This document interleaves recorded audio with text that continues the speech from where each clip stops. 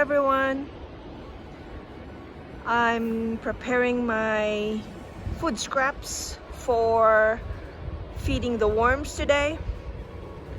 It's a bit cold and I just got this containers of food scraps that I'm going to place in the worm bin. I usually put them in the freezer first and collect them, and then after a week of collecting all this, we don't generate much food scraps that I can put in the worm bin. I don't include onions and garlics and all that peelings that the worms don't like. But yeah, by the way, it's been 3 weeks since I have placed this bin in the garden, and we'll also have an update on what's happening with this bin. In this bin, since it's a bit small, I only place food scraps every 2 weeks, and I don't overwhelm them, but the worms have been propagating and there's quite a few young ones in there, small worms. So for this week I won't be feeding them. Anyway, the food scraps from the freezer needs to thaw, so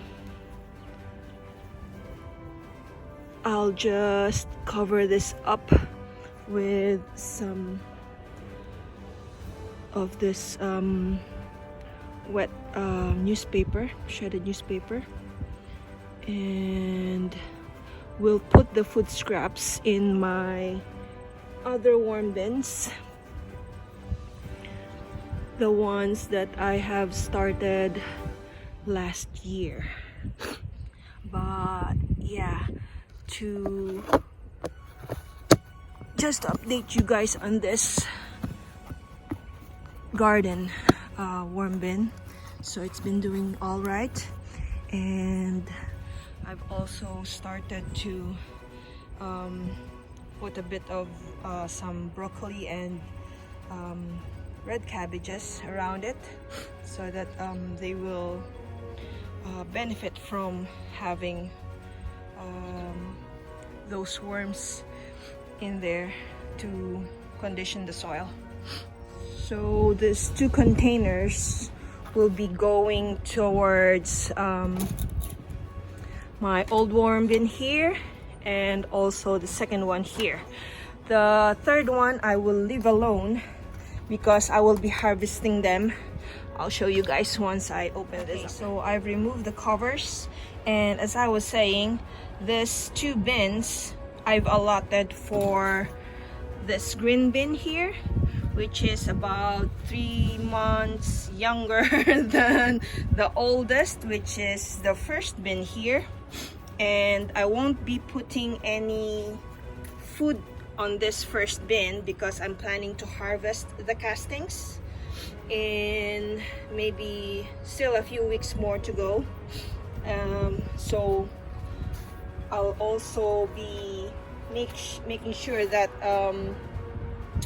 this other worm bins here are all doing all right with regards to the consumption of the food scraps.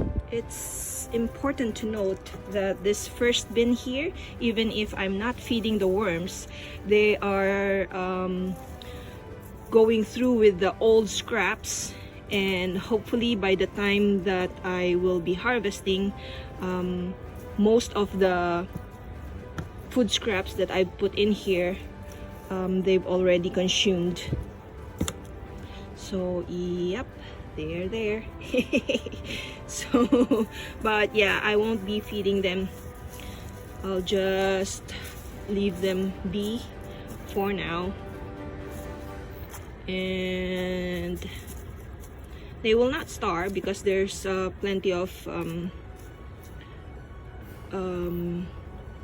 steel scraps in here, as you guys can see, and also some of the newspapers that they can chew on. But yeah, for this one, ooh, there's still, yeah, the worms are there. Yikes, for those squeamish. Yeah, but that's good. At least I'm sure that they are thriving in this worm bin. The second one, which I established this one a month after I did the first one. So I will just, whoa, there they are.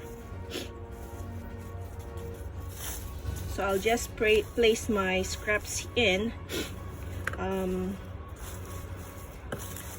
somewhere that they are not. No fuss on how I do it. I just leave some newspaper underneath and then I just dump. Even if it's frozen, it will thaw in a while, and then that's the only time that the worms can go through it.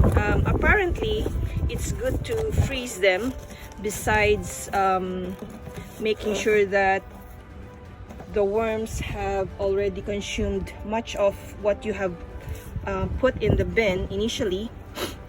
So we freeze them, and then the food scraps are degraded by the freezing action, and then the worms will be able to eat them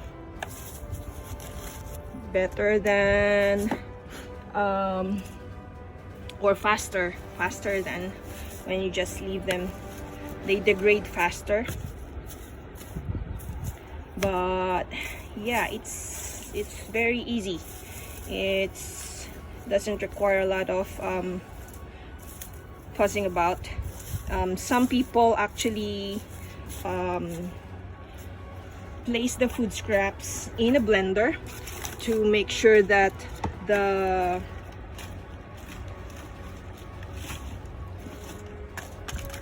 worms are able to eat ready to eat the bits and pieces, which is, yeah, it will make the process faster, but it also requires quite a bit of preparation. So, and I don't like to fuss about these things. So how I do it is just the simplest that I can.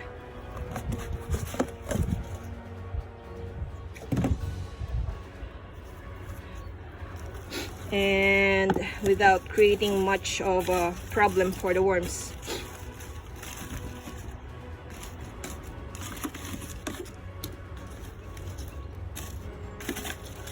And also making sure that I'm not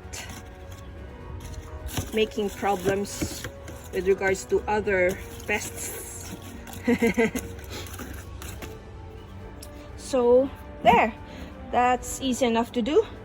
I cover the scraps with paper, make sure that there's enough there, and that'll make sure that there are no flies that can be attracted.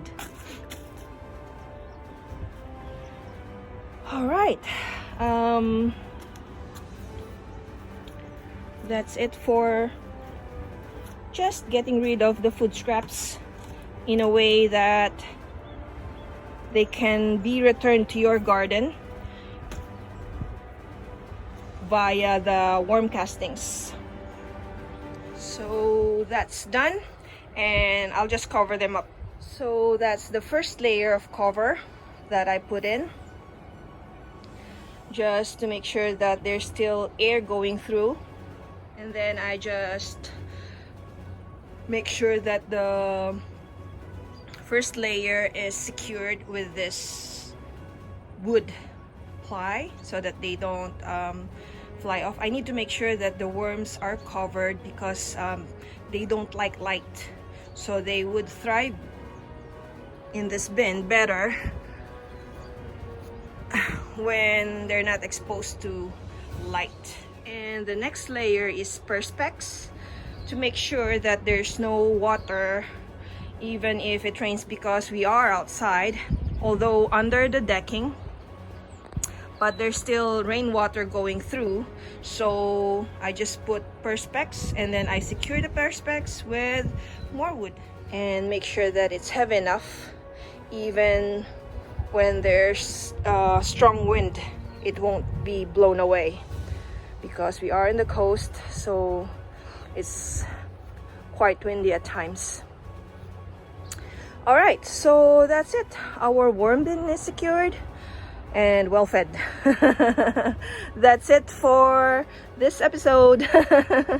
And I hope you guys like the videos. Please don't forget to press the thumbs up, and please subscribe for other projects and updates from the northern east coast of New Zealand.